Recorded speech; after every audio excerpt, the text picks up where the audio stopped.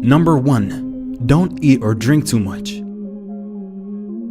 Eating too much is a common mistake made by many who fast during Ramadan.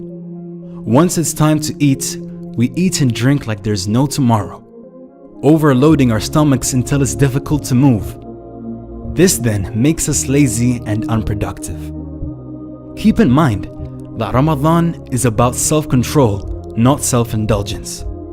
So let's try to stick to the prophetic rule on eating. Fill our stomachs with 1/3 food, 1/3 water, and 1/3 breathing space, inshallah. Number 2. Give daily charity.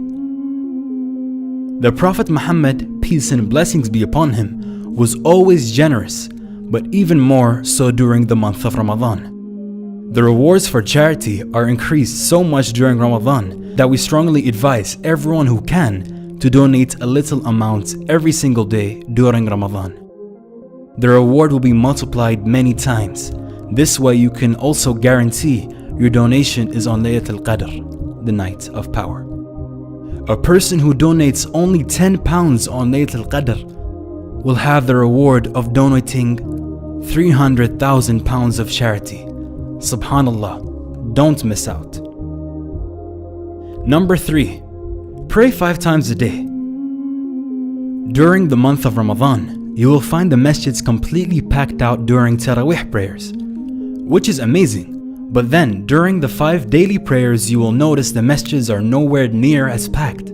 Unfortunately, many people have mixed up their priorities.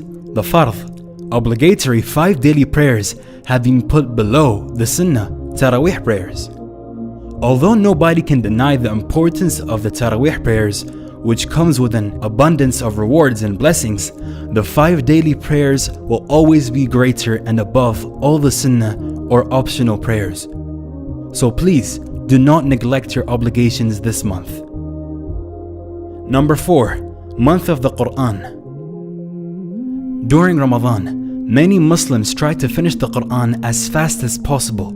Some people finish reciting it 2, 3, or even 5 times.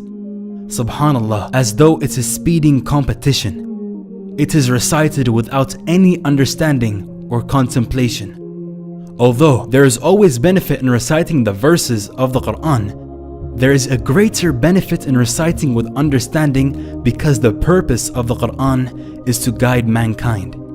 And how can we be guided if we don't take time to understand the verses? So make this the month you truly connect with the Quran. Number 5. Attain taqwa, God consciousness.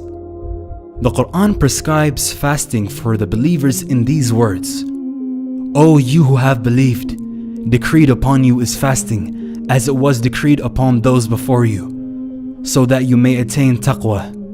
Hence, the intent and effect of fasting, as described in this verse, is to acquire taqwa. Presence of taqwa helps protect the believer from committing sins and to overcome the nafs, desires. There is no equivalent English word for taqwa. In Islamic terminology, taqwa refers to a state of consciousness where one constantly feels the presence of his Creator, obeys his commands to attain his pleasure, and avoids disobedience to him, not only out of his fear, but also for the love of him. Wishing you all a very blessed Ramadan. Please share these tips with your friends and family, and let us know if you want to see more top 5 videos this Ramadan.